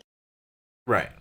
But Which something that's not meant as an insult or anything. That's just talking about how structures sound. Something about Zero, though, Yeah. I feel like transcends and like is very much like, oh, this sounds like they did it. They perfected the way to get in like an inroad into like sounding like a normal mainstream band. Yeah. And then everything else is kind of like their punk roots or their more, a little bit left of center kind of like, we can do this too. Yeah, the benefit I think this has over the Aphrodisiac is that I think there's a lot more sounds that they're trying to explore on this. Yes. Mm-hmm. And for a debut EP, that's what I always think is like the kind of like should be your main focus, especially for bands this young. Is don't force yourself into a sound. Don't think that you have your sound on the first fucking album or EP or anything that you've done because things will change. Don't lock yourself into it. Yes. When you put out a lot, you can see what works and you can see where you should be heading, or even if you should scrap everything, or if there are other things that you should try. I think having And ego that's- about what your sound is probably a big detriment to a band no matter what. Yeah. Yeah. It's why bands like King Gizzard can work because they don't have they have their sound, yes, but because they're not so stuck in it and they're allowed to explore themselves, or people get excited for every album that comes out and not just waiting and waiting and waiting for quality. They're just going like, okay, here's a new one. I'm interested in. I'm not into it, but I'll be into the next one. Like people can happily not like King Gizzard albums, but still be excited for a King Gizzard album. Yeah. And like Trix and I have our Green Day conspiracy where it's like they release Green Day records because they think they have to do like this has to sound like a Green Day record, and then later on they're gonna fucking release a side project that has the music they actually want to make and play. Yes. And it's annoying, but like there's this perception that like, well, it's a brand. We have to make sure the brand is consistent. It's like, no, you don't. Release good music. But again, very similar going on to this with Aphrodisiac. They are definitely great chemistry between the instrumentation on here as well. It's incredibly tight sounding for most of the CP. It is at times pretty catchy as well. There are some good hooks on both Zero and Mute. Having seen this band live, both times they've been in Sydney as well. Recommend seeing them. Last time I saw them, they did a Royal Blood cover, which was not unexpected because I was at that Royal Blood show with two of the members. Hell yeah. Hell yeah. Again, not too much more to say out of this stuff, but super solid, super good. Yeah. Like it's more that hard rock style. It's not too clean. You can definitely tell that it's a young band again as well. There are some kinks to work out in some sense. I think that's just going to come with a lot more experience in writing. Yeah. As far as Tony Hawk tracks go, for this one, definitely Centipede. Aphrodisiac, I picked Broken Film, but that was kind of a harder one for sure. Yeah, fair enough. But favorites, least favorites? Zero, Centipede, Incinerate. I think they're all pretty good. At least the last two I can kind of take or leave sometimes, but they're all good. Favorites for me, Zero, Mute. Least favorite would be Sedate Me. Favorites for me, Centipede. Least favorite, Sedate Me. All right. I think we got to move on to bosses now. Yeah. Yeah. Bosses. This is a really fucking good shoegaze EP. Yeah. Although you were talking about it doesn't really earn its runtime. When was I saying that? You said that Kick by Hand was the only one that earned it. No, I said Kicked by Hand out of the 3 that we covered at the start. Oh, I thought you meant the 3 that we covered, like my picks. Yeah, no, I was talking about at the start of this episode. For a second there. Yeah, for a second there, if you meant I thought that for the only thing of this whole week, I'm like, no, definitely not. This is like fucking wrapping yourself in a warm blanket and just relaxing. Yeah, so if we wanted to know what of the EPs this week is going to be in my top 10, it's this. Oh yes, yes. Yeah. I don't know if there's anything that might get into the 100 after like Transcendental did last year. I got a lot in the 100, and it's like maybe Fred or Dogwoods will be able to crack into there, but for EP wise, just going start to finish, like it's almost an album. It's a pretty long EP. Yes, and then I put in Cancer Moon to kind of counteract the fact that we already did Transcendental. Yeah. And I think Cancer Moon as well is like a nice little single that doesn't fit this style, but definitely works on its own. Yeah. Yeah. But, I mean, vocals, absolutely beautiful. It's so lush, and so it's mixed perfectly that it's actually quite heavenly going into this. Like, you know, we get a lot of shoegaze where you got to get the vocals just going that much higher than it, but this one, just not afraid to just let it blend in perfectly with it and allow it to be kind of very drifty. Yes, vocals as instrument instead of like focusing on making it something it's not. Yeah. And because of that, we get just banger after banger after banger after banger. Transcendental fucking absolutely fucking ripped when we covered it before. Yeah. And it still fucking rips now. This is better than the first EP. This is like a more of a statement of who they are. Yep. Yeah. I am so glad that I didn't pick full duds or anything like that. I'm so glad that like me covering the stuff that I cover, we got to this point. Yeah. I still love Grief Eater, but there is something here. I think I still prefer I think it was the Would You Please Be Cry It Please EP or whatever. I think it was called that. Yeah, the first one. Yeah. I think I still prefer that to this, but I also think it's been a stronger year for EPs this year, so I'm kind of just like looking at it in that way. Mm-hmm. But yeah, it's really good that we get like all these moments happening in it. Everything is allowed to take its time and build up to some really great outros that are happening on tracks. like on Fred's, or I'm always going to just go over fucking Transcendental, but that's just like such an incredibly written song for them. Thread is the Tony Hawk track of this one. Yep, that's fair. That is fair. Because like the thing, the secret to it too is you can't pick a song that's like too long because they would never include it otherwise. Yeah. Mm-hmm. There's only one track on here that goes less than 3 minutes, and it goes for 1:56, and it feels like the filler track out of all of them, but it's not really. But it's all nice to have a break. Yeah. It's all it all takes its time. It all goes from, I don't know, I'm around in circles again. I always go around in circles. I'm just trying to figure my thoughts because we're never writing down notes because this is DIY. Hey, I used to write down notes. Yeah. And then my life went wild. But this is definitely the EP of the week. This is just a straight up a recommend. Yeah. It's beautiful to listen to. I wish I could give more, but what else can you say other than it's heavy in the right ways, it's luscious in the right ways, and it carries that on for near its 30-minute runtime. 90s shoegaze wishes it had this. Yeah. That it does. Like this would be perfect for like a Daria soundtrack or something. Yeah. I get it because it's got that kind of grungy vibe going in with it as well. Yeah. I am so just impressed. Yeah, this is a late cycle release as well. This was released I think 2 or 3 weeks ago. November 15th. Yeah. Mm-hmm. Yep. So this is not had much time to sink in for any lists. So it had to kind of grab on first listen if it really wanted to and it does. And my god did it do that, yeah. Like I kind of want to just see what it's like to just kind of have it on a speaker in my room and I'm like just in a bundle of blankets and just kind of live the experience. Dominic, do you need a cuddle?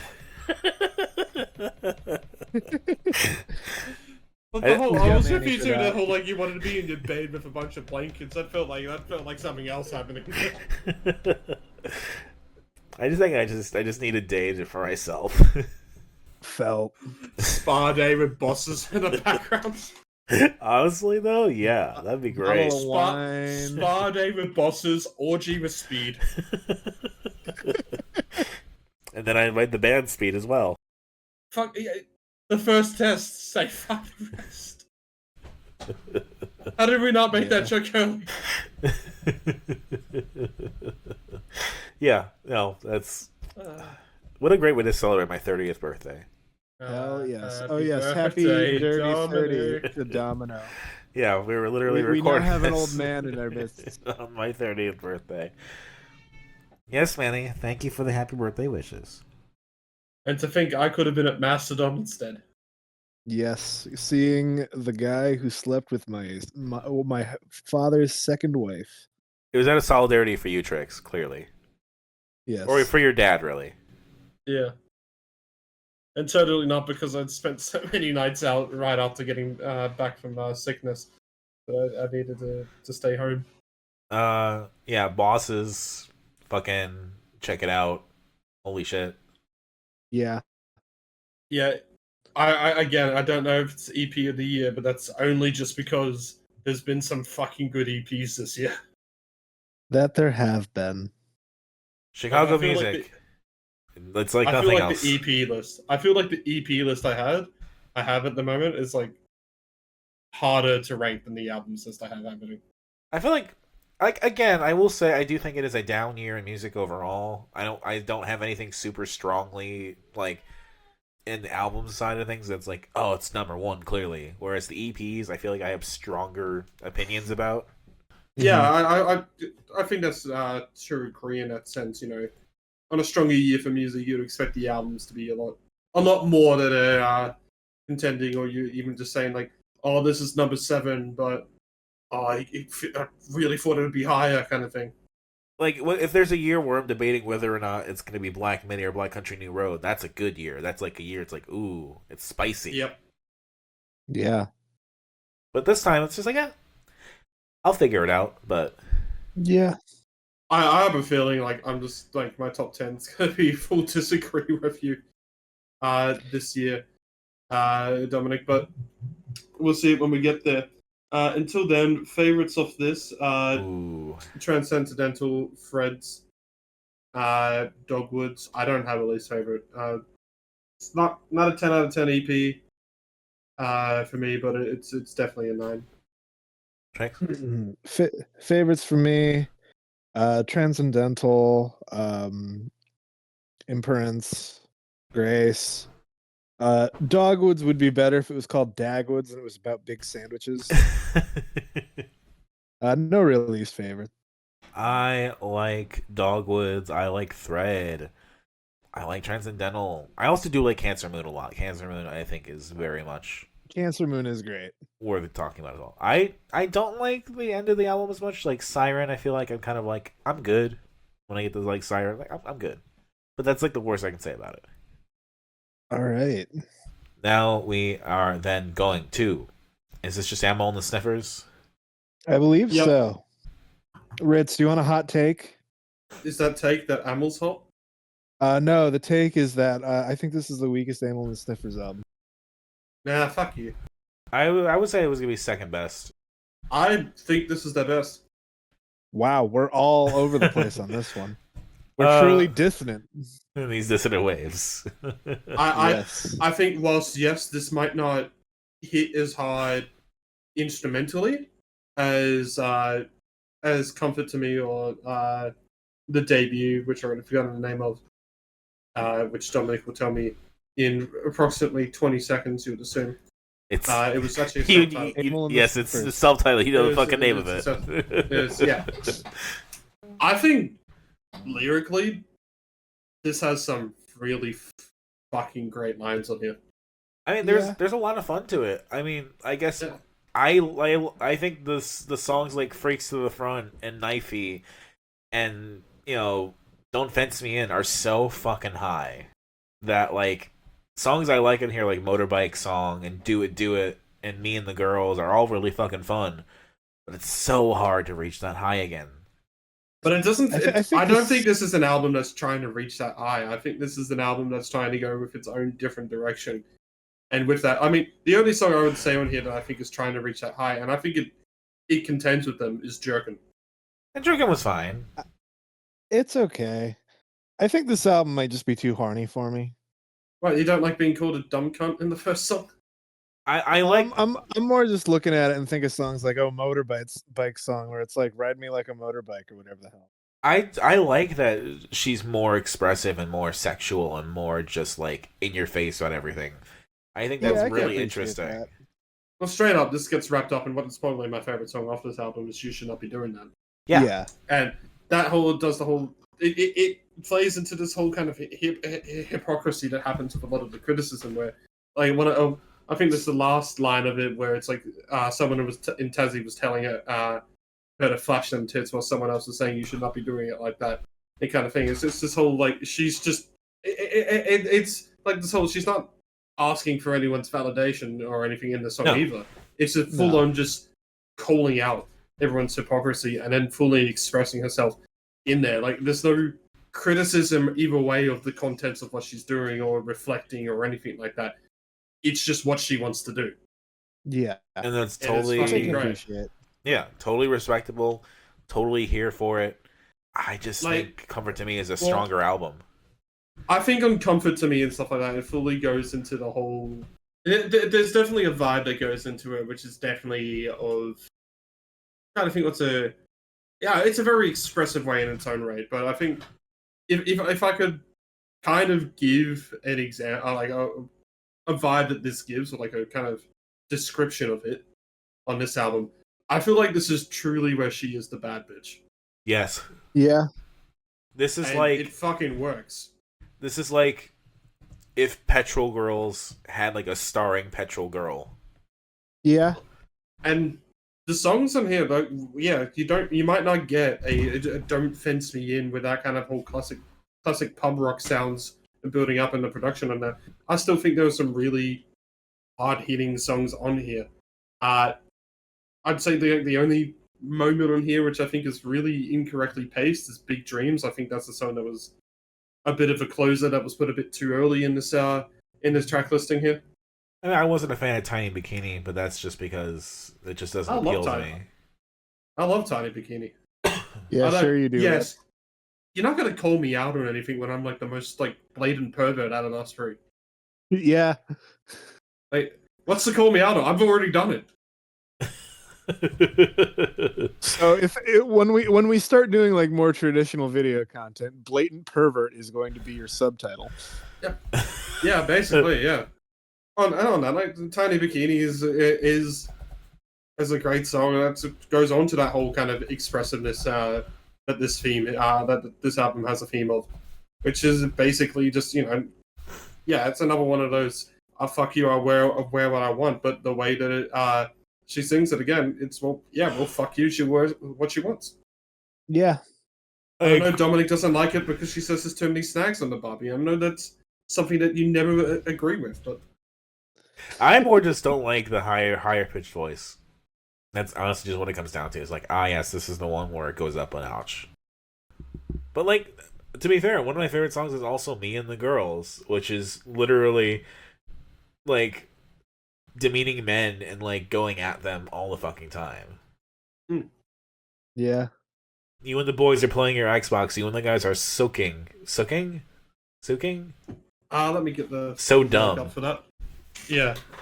That one had some great fucking lyrics on it. So let me actually.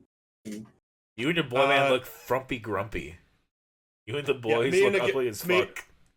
Yeah, me and the girls don't care if we're ugly. Me and the girls are out having fun. You and the boys are playing your Xbox. You and the guys are looking so dumb. You and your boy band ugly and hairy. Me and the girls are snazzy and hot. You and your boyfriend look frumpy grumpy. You and the boys look ugly as fuck.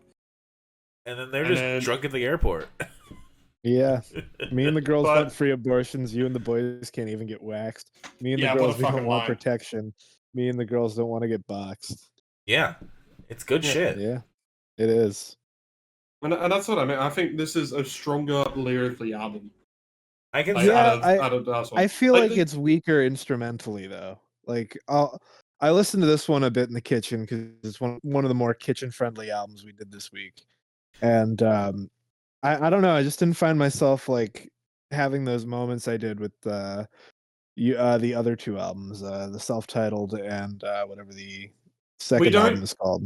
We don't get those big moments of release instrumentally like we did on the last two albums, but I also think that it's good that they've gone away from that structure, and I don't think just because they've gone away from that it's weaker instrumentally. I think the instruments are very much complementing what the songs are trying to build up for here. And yeah, I think it's not the same experience as the last two Amyl and the Sniffers albums. It's not the same experience. And no, it's not. I think I personally believe it's a better experience. I think this goes hard in a lot more important way than the other ones did. It doesn't mean that the last two weren't good. No, they were both fucking fantastic. But I think this one's just better.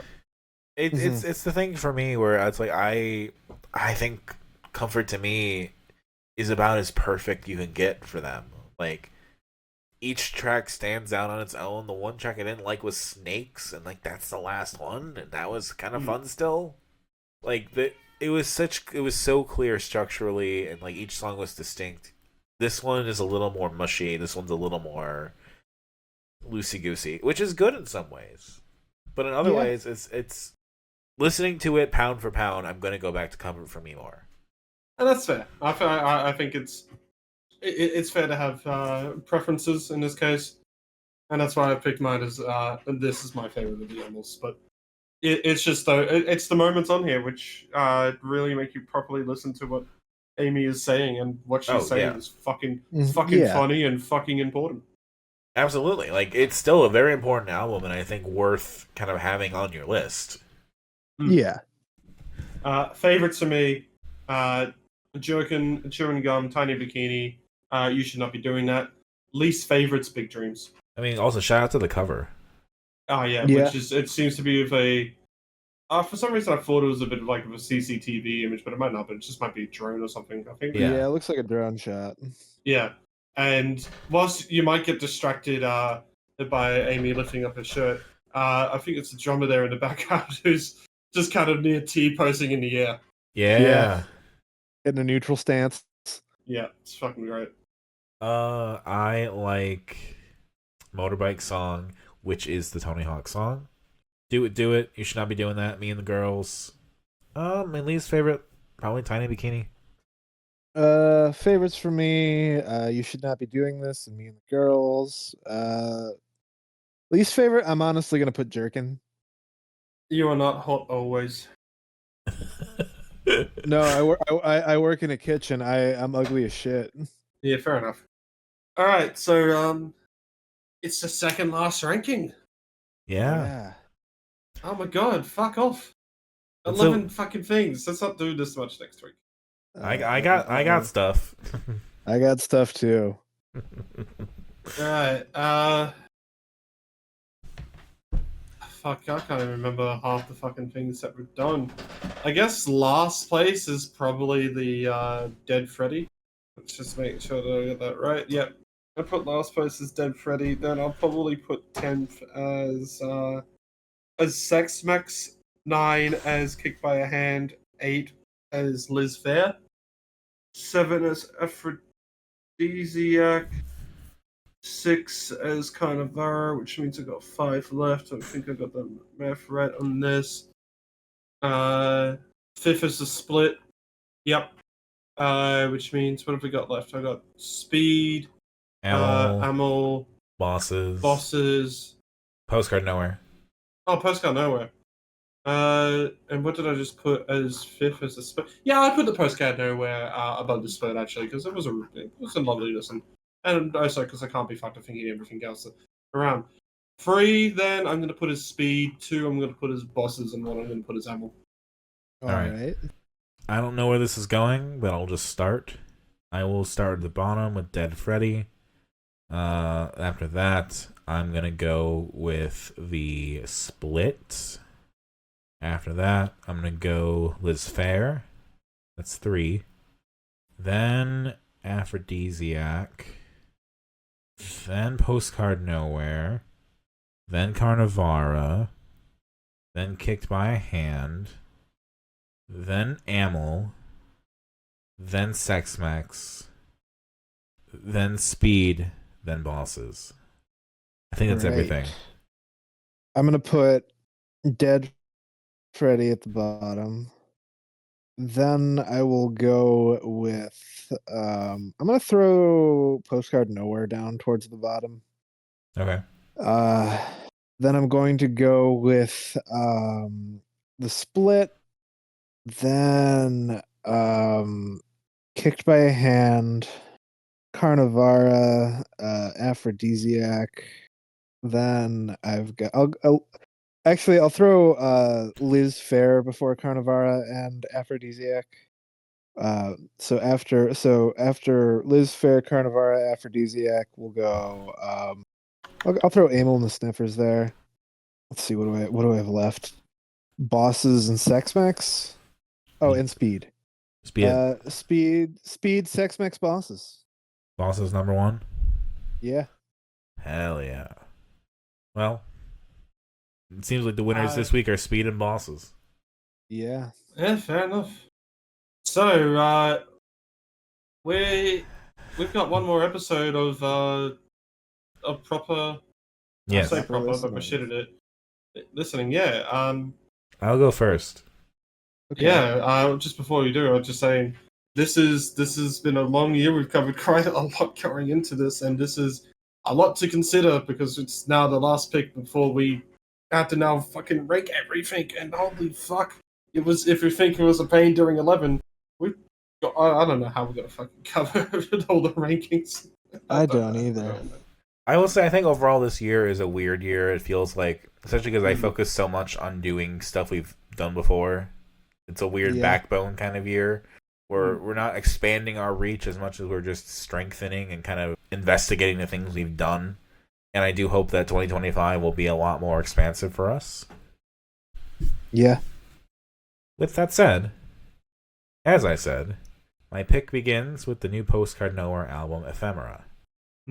Ephemera copyright, technically. Now, funnily enough, I noticed that Ben Quad put out an EP called Ephemera as well. Okay. Yes, they did. And then I said, you know what? How many projects this year were called ephemera? And so I looked it up. There was a good 15 different projects released called ephemera. And so I listened for a few of them. I vetted. I actually did some vetting. Incredible. And I picked 2 more. All right. There is a band in the UK called the Samfires. They have an album called Ephemera. And I believe this person is from Melbourne. Angelus. Melbourne. Angelus. With their EP Ephemera, which is not on Bandcamp, but is on streaming. All right. Is that all? Yeah, that's it. All right. I'll go next. So I have 2 sides of my picks. I have a 2024 pick, but I also have a more of an exploration pick. And Dominic, do you remember what bands we've seen live together that we have not covered on the podcast? Is it just whatever opened for Petite League and then Awe? Yes. I want to cover the entire discography of O, which is OUX, which is just an EP and 4 singles. Okay. I'd like to cover Nothing But Night by Mark Fredson. Please make a playlist for this. I will. I'll write them in the chat once we're all done. And then I want to do the 3 EPs that Baseball Game has, one of which is their 2 regular EPs and then a reworking of their second EP, which is all like remixes and whatnot. Baseball Game. Yes. All right. And I also have a 2024 pick, as I said. So this is the week where I'm pulling out everything. I feel like it makes up for the weeks where I had like 1 pick and you guys had 3. Yep. And Dominic, do you remember the band that I said you might be a little too old for? Oh, I remember a long time ago talking about this. Wasn't it our Hex D friends? That it was. Team Meccano has a new album. Meccano World Order. Let's go. This is a throwback. I wasn't there for the Hex D episode, so or was I? I think you were. Maybe I wasn't there when you picked it. Something like that, I'm sure. Yeah. All right, so I'm currently just trying to pick something to end off my list with because I figured we've got a at the end of the year. If I think too much into it, I'm just gonna build it up. But I do have 2 picks to start, which I'll pop both into the chat right now. So, seeing them on Friday, I may as well listen to the album to prepare for it as well. Mannequin Pussy, I Got Heaven. And then, we haven't covered them this year. Probably should have covered them this year. I haven't been too hot on the listens that I had, but I've really only listened to it once, so let's see how it's going to go. And I think there's no better way for us to end off the year than with King Gizzard, Flight B741. I need to check something. I believe we ended last year by doing the same thing. And we did it in 2019 as well, because the last ever one of that year, I picked Infest the Rat's Nest. Yes. Mm-hmm. Yes, we did Petrichagonic as our last regular episode last year. Yep, I think it's going to be something that we do quite a bit. You know what? I'm gonna ask the question to you two. Do you want an EP or something short added on, or do you think we have enough? Add it. Add the EP. Fuck it. Send it. Do we want an EP or a short album? Both. Both. I'm not doing both. We're not killing ourselves with that. At some point, We're doing both. We're doing both. Let's do both. Nope. I haven't even picked one. It's 2 to 3 on this, Ritz. We're doing both. Yeah, but the fun thing about it is that I get to pick the fucking thing. So fuck you. We're doing Blind Girls again. All right. Because I also just remembered we haven't done Screamo in a bit. That's it. I'm not picking a fucking EP. Go fuck yourselves. All right. That's totally fair. Yeah. It's a short album. It's around 22 minutes. Okay. Which is probably their longest. Mm-hmm. So that for us becomes Tricks. You've chosen the discography of, how do you pronounce it? Oh. Mark Fredson's Nothing But Night. Is that the guy that opened for Petite League? Yes. I can't fucking believe it. A baseball game was also the guys that opened for Petite League. I can't believe you remember that. Like a bear trap. What the fuck? My memory is like a bear trap. Holy shit. I just put that together now. Yeah, so is it just the 3 EPs and the reworks by Baseball Game or something? Yeah, it's they have a self-titled EP, they have an EP called Making You Up, and they have a reworks of Making You Up. And then Team Meccano's Meccano World Order. Yes. I picked Ephemera by 4 different artists with 4 different projects. Ephemera by the Samfires, Ephemera by Angelus, Ephemera by Postcard Nowhere, and Ephemera by Ben Quad. And Ritz, you chose Mannequin Pussies, I Got Heaven, King Gizzard and the Lizard Wizards, Flight B741, and Blind Girls, An Exit Exists. I believe that's everything. I feel like we had to end on Blind Girls since that was the classic end location of the plushie, you know? Yeah. Good old Sarsaparilla, I miss you every day. That is a wild ending of our year. This has been Dissonant Waves. I'm Dominic. This has been my birthday. My stuff's in the description below. I don't feel like reading it all out, but there is the Games My Mom Found podcast. We just did an episode about Kingdom Hearts 3, so that was an achievement in itself. Go check it out. I have been Riddlin. If you've listened to this whole episode and put pieces together, you'll realize that I've insulted Dominic many times over his birthday, so I'm just going to say that I do love you, Dominic, and I hope you have a happy birthday. Thank you. We I love you, Domino. I love Happy you both. Birthday. I love you both. I wouldn't be doing this show if I didn't. Yeah. You could have always kicked us out. I'm pretty sure at this point you get the role of leader. Yeah. I still feel like I wormed my way in, and this is supposed to be your 2 show. That's exactly what happened, but we don't care. Yeah. We don't care. You're kind of the you get 50% of our $0 on Patreon. You have a Patreon. Hey. That's right. We have one of those. Yes, you can spend $200 and I'll get anything tattooed on me. In fact, you don't even have to spend that. You don't even have to spend that $200. Chicks might just do it anyway. Yeah. Just give them the right kind of context and maybe order a good sandwich from their restaurant. Yeah, buy me a McRib and I'll get a tattoo. Oh, God. All right. That's going to do it for us. Unless anyone has anything else to say. Baba Booey. Baba Booey. Have a wonderful night. I'll be eating a McRib. Happy birthday! Trix, have you ever seen the MacRib saga? No. It's a Spider-Man but MacRibs. All You right. gotta I'll fucking link it. Just like it's like 10 minutes long, and just watch it in fucking full. It's so In the fucking morning. good. Yeah. Because it is 5 a.m. right now. Where is it? The MacRib server, the fucking rise of the Rib Witch. It's so not a Riblin. Yeah, that's right. There's 14 parts. Incredible. It's so dumb. I'm getting a tattoo of a McRib. Hell yeah. All right. Have a good night, everybody. You too. You too. I haven't stopped recording. While you're recording, I'll just say while we were recording that episode, I was scouring for a 2024 album to add on to the 3 picks I'd already had, just to fit in. And out of pure chance, I checked. Oh, Team Meccano put out an album, and turns out they did this year, back in November. I love that.